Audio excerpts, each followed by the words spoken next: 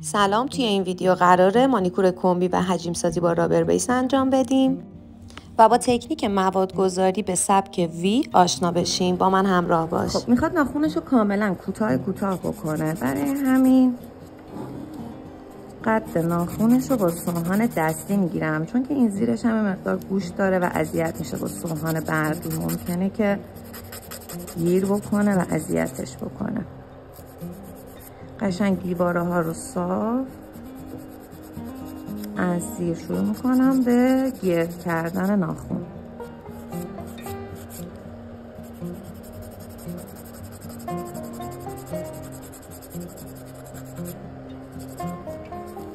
خب حالا که مواد رو برداشتیم، سوهان کشیش هم انجام دادیم، میخوایم این قسمت پوسته ها رو باز بکنیم. به خاطر اینکه میخوایم مانیکور انجام. اول این تریگی هایی که روی صفحه ناخون هستش رو با پوشرم برمیدارم که لازم نباشه اینا رو موقع مانیکور بردارم، چون یه ذره اذیت میشه آدم.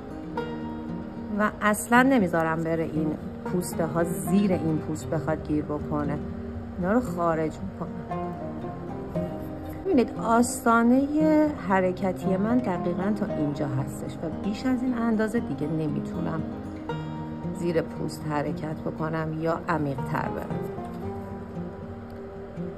قسمت هم برمیداریم. زیرسازی رو به 2 روش میتونیم یا حتی 3 روش هم انجام بدیم. امروز من میخوام زیرسازی رو با سرسوهانای کاغذی انجام بدم و درجه ضبطیش باید واقعا بچه‌ها کم باشه. خیلی‌ها مخالف استفاده از این سرسوهان هستن، ولی خب اگر که سرعتتون در حین کار کردن در حدی باشه که شما بتونی این سرسوهان وقتی داره حرکت میکنه با دست نگهش دارید، یعنی سرعت کاملا مناسبی داره. این شکل یک مقدار دست رو به پایین نگه میدارم و ببینید یک بار فقط قشنگ زیر این پوسته ها تمیز میشه و اون صفحه ناخون ما مات میشه.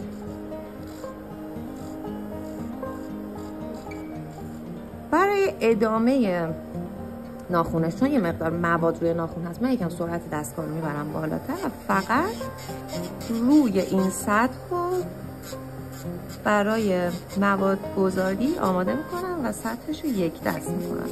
دیگه اینو روی ناخون طبیعی نمیبرم، اینجا روی قسمت مواد که دارم این کار رو انجام میدم. الان نوبت مانیکورش هستش. پوستش فوق العاده نازکه، پوست خیلی نازکی داره و کوتیکولای خیلی کوچیکی داره، اونقدرم چسبنده نیستن، یعنی نیازی نیستش که خیلی عمیق بخوام که براش مانیکور انجام بدم. از فرز نوار قرمز استفاده میکنم، برای پوستای حساس مناسبه. رنگ زرد هم همینطور، ولی رنگ آبی به نظرم یک مقدار خشن هستش. خب ناخون رو به 2 قسمت تقسیم میکنم. اول این سمت ناخون رو شروع میکنم به تمیز کردن و زیر پوست حرکت میکنم. سعی میکنم کمترین برخورد رو با ناخون مدلم داشته باشم.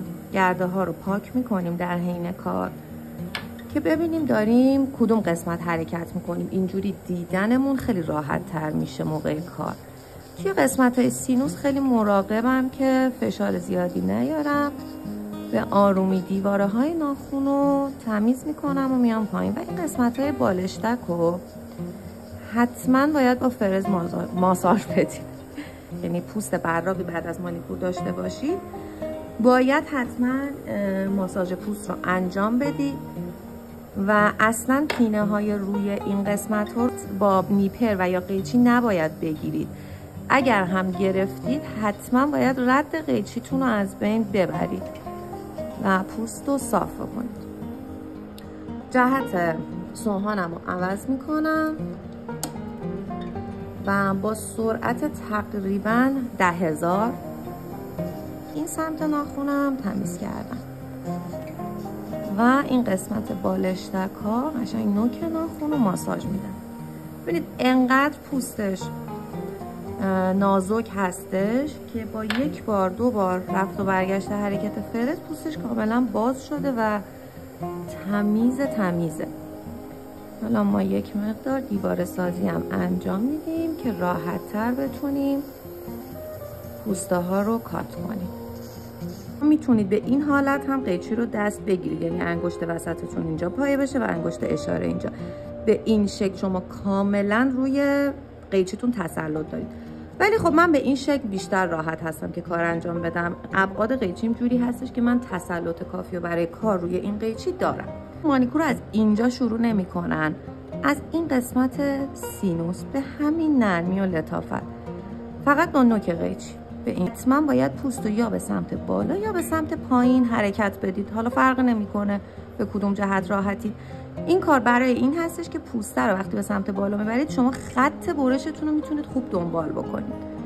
میذاریم اینجا و توی همون خط ادامه میدید، به همین شکل میکشیم بالا. یعنی یک مقدار دستتو عزیزم بچرخون اینجوری. این قسمت هم کات میکنیم. الان مانیکورشون انجام شده، زیرسازیش هم انجام شده. میخواد که ناخنش رو کاور بکنه. میخوایم که امروز با رابر بیس براش کاور انجام بدیم، چون مناسب ناخن‌های کوتاه هستش مواد رابر بیس. ترمیمش هم بچه‌ها 3 هفته‌ای مواد رابر برای از بین بردن رد قیچیمون و بردن این پوسته های خیلی ریز ما نیاز داریم که این قسمت رو یک مقدار ماساژ بدن، ولی باید خیلی آروم این کار رو انجام بدیم و توی یک نقطه اصلا نباید بمونید. به همین شکل ما تمام پوسته های اضافه رو برمیداریم و یه مانیکور فوق العاده تمیز داریم که بعد از اینکه میخواد رشد هم بکنه مشکلی براش پیش نمیاد. خب الان ناخن آماده است برای مواد گذاری. باید کاملا تمیزش بکنیم. از دهیدراتور استفاده میکنیم. دهیدراتور چیکار میکنه؟ قشنگ ببینید سطح ناخن رو خشک میکنه و آری از هر گونه چربی. الان روی کل مواد، روی قسمت کل ناخنش نمیذارم چون این قسمت یکم مواد داره. روی این قسمت هایی که فقط یک مقدار ناخن طبیعیه و این گوشه ها پرایمر میذارم. برای استفاده از رابر بیس، اگر که رابر بیستون بی رنگ هستش نیازی به زدن بیس ندارید، اما اگر رابر بیستون رنگی باشه حتما باید از بیس استفاده بکنید. اول یک لایه نازک روی ناخن میزنم. با این کار مقدار این محدوده مواد گذاری رو دارم مشخص میکنم. قشنگ این کناره ها. حالا وقتی که کامل یک سطح از مواد رو روی ناخن زدم بهش میگیم لایه اسلیپ لیر. وقتی که این لایه رو زدم مثل سرسره عمل میکنه، باعث میشه که وقتی مواد رو میذارم به راحتی مواد بیاد به سمت بالا. به این شکل مواد رو برمیداریم، یه طرف قلم فقط مواد هستش و توی قسمت ریشه میذاریم. به این شکل هل میدم به سمت بالا و مستقیم به سمت پایین. اگر هر قسمتی هم مواد نداشت اون قسمت رو میتونید بهش مواد اضافه بکنید. به این شکل این قسمت به نظرم نیاز داره. این قسمت هم مواد میذاریم، یه توپ مواد میذارم این قسمت، به سمت پایین میکشم و بعد دیواره هاشو مرتب میکنم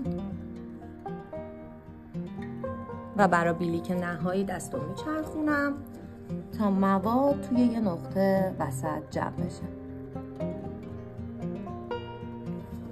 میچرخونم، زیر نور چک میکنم، اینجا قرار میدیم و رو به پایین میکشیم به همین راحتی. این تکنیک مواد گذاری وی مناسب برای ناخن‌های کوتاه هستش که ما فرصت آنچنانی برای مرتب کردن ناخن نداریم. قسمت های دیوار رو مرتب میکنیم. قبل از زدن لاک ژل میتونید هم نوچی موادتون رو بگیرید هم نگیرید، اما پیشنهاد من اینه که حتما نوچی مواد رو بگیرید تا بتونه قلم لاک ژلتون به راحتی روی موادتون حرکت بکنه و گیر نکنه اصطلاحاً. برای لایه اول خیلی براش مواد کمی باید روش داشته باشه. به این شکل به سمت ریشه مواد رو هل میدیم و بعد میخوابونیم روی ناخن براش لاک ژلمون رو.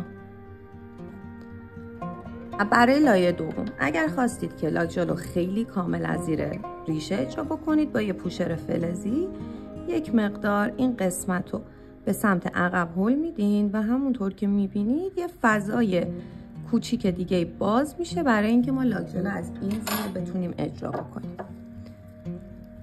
لایه دوم رو میزنیم تا نزدیک ریشه ولی خیلی نزدیک نمیشیم. ریشه رو پر میکنیم.